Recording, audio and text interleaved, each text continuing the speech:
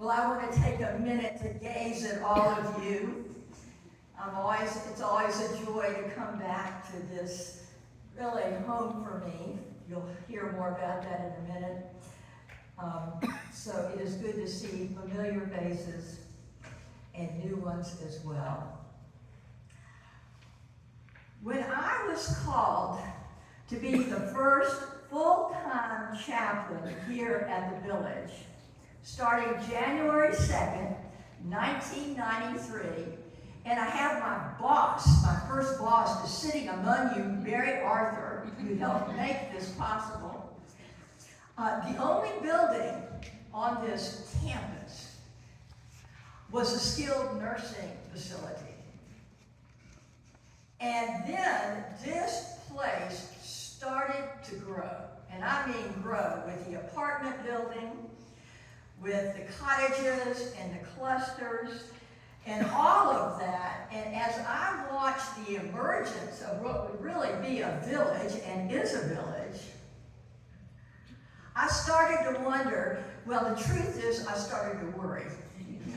I thought, how in the world am I going to nurture the spiritual needs of this campus? And just to let you know, a chaplain also is chaplain to the staff.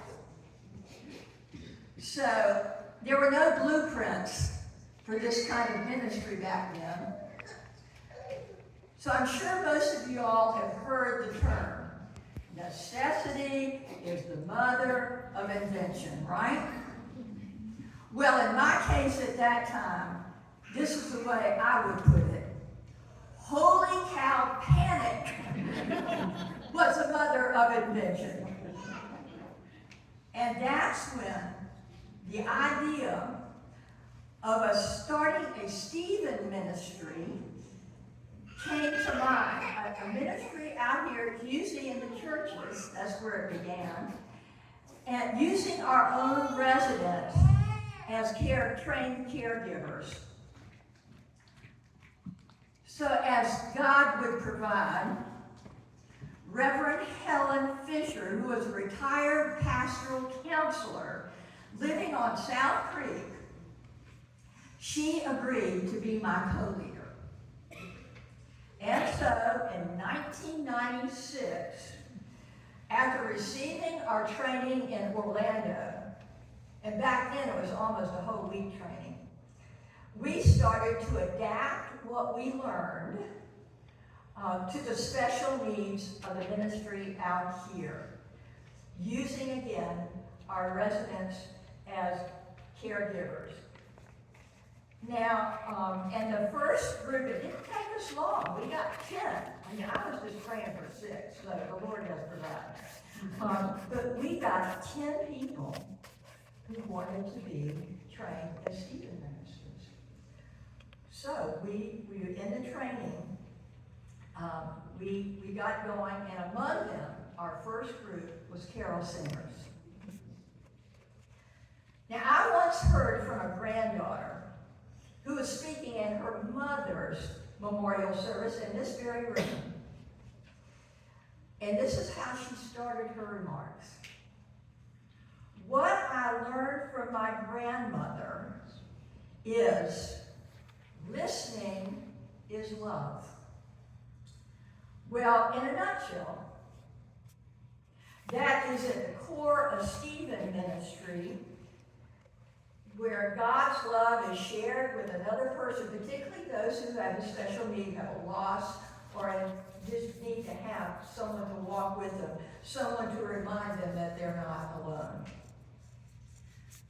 Now, Carol rarely came empty-handed to the people that she was caring for. And her usual offering was a little bouquet in either a small glass container or a jar of flowers, and flowers that she had gotten from, most of the time, for her own garden. And that's why I'm wearing my flower robe today, in honor of, we were both gardeners, and so I wanted to. But she would do that, And, nothing fancy, but precious nonetheless. And sometimes as I was going around visiting people in the health services center, I would walk into the room, and sure enough, there on, usually the bedside table or someplace near, I would see that Carol had been there. And one of her favorites was to bring pansies. And I thought, well, isn't that just great because of their delightful faces on pansies that could bring a smile to her care receivers. Not a big deal, some might say.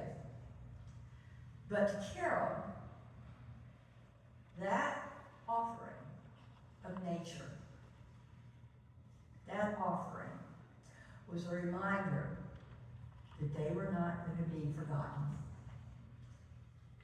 God is love, we say, and listening is love. Well, I bet when Stuart was getting to know Carol during their dating time in Chicago, he soon realized that Carol was smart, that she was caring, and she had a mind of her own.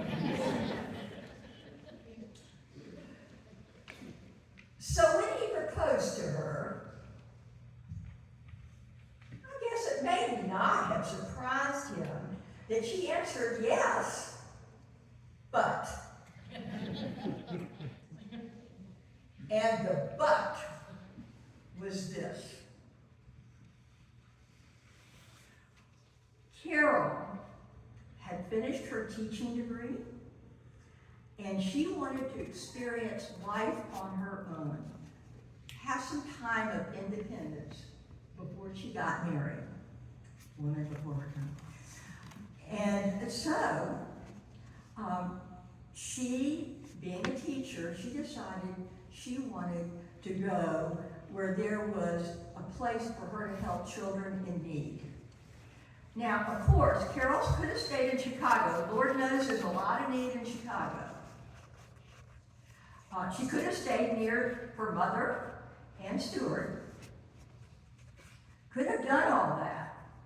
Absolutely. But, and here's her but her heart was pointing to Arizona, where she was a creative and compassionate teacher, mainly to Mexican migrant children, along with Native American children as well.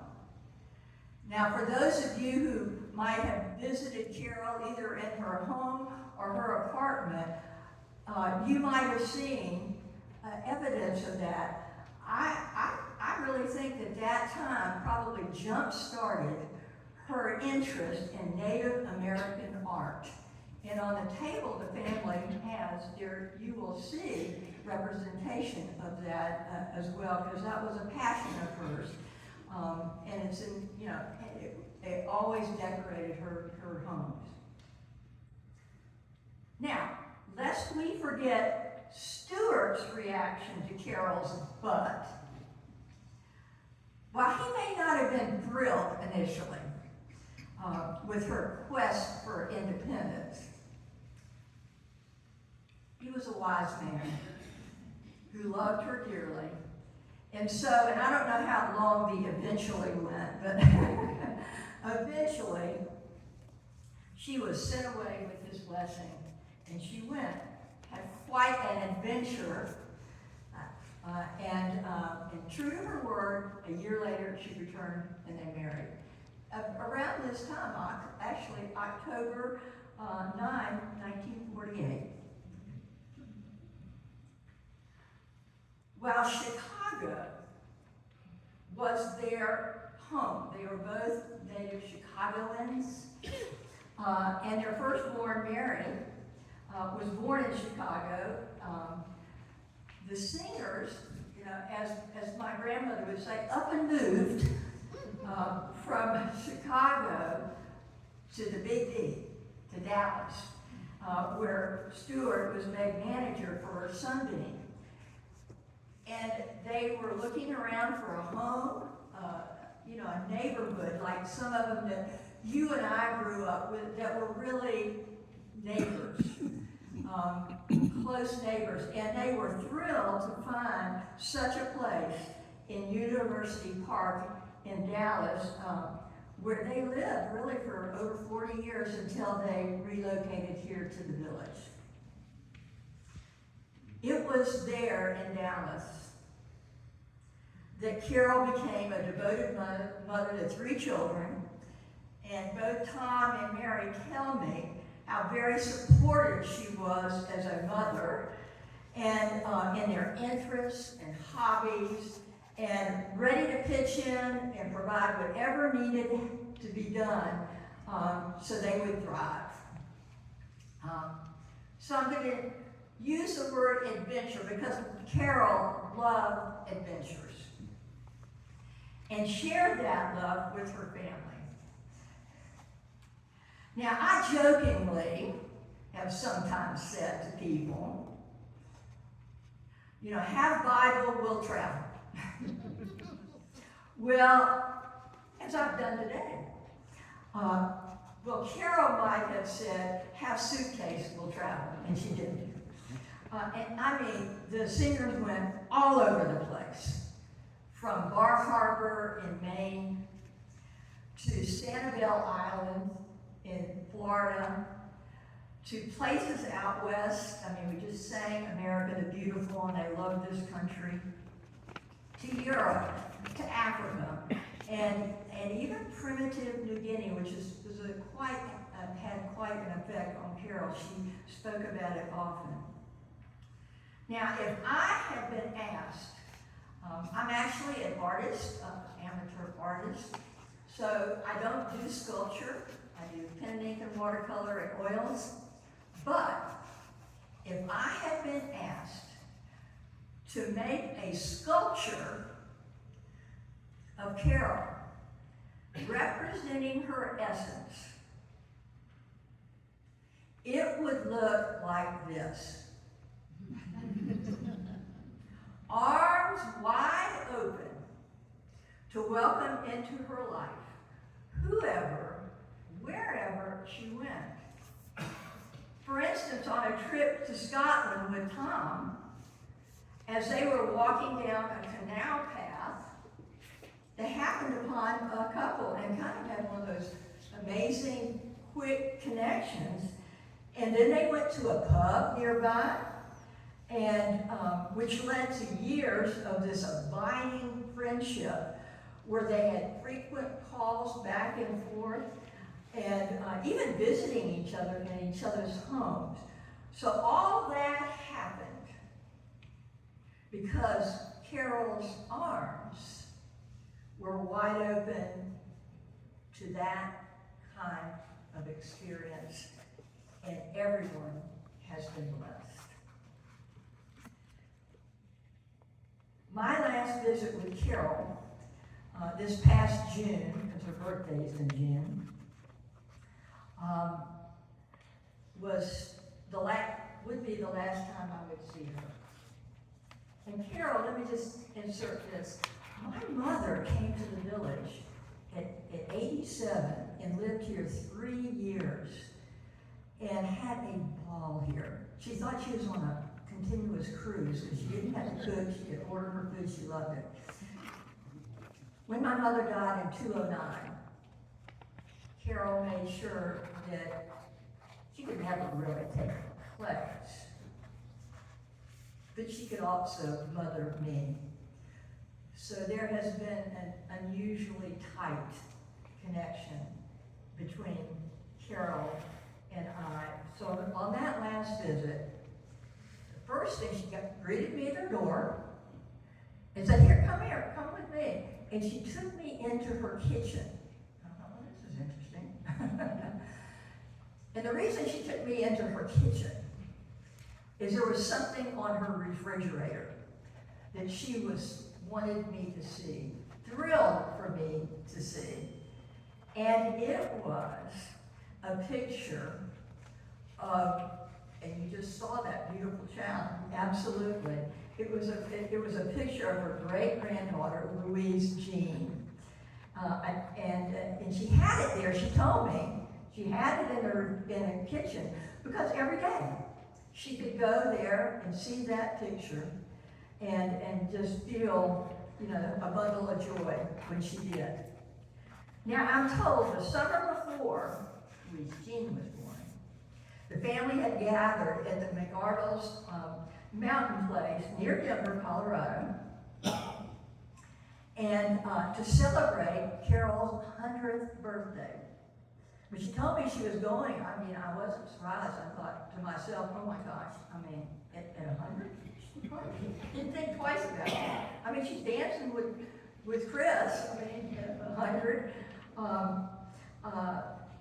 And when she found out that Andy and his wife Emily were expecting a baby, she told me, well, I just told them it just had to be a girl. Just had to be a girl.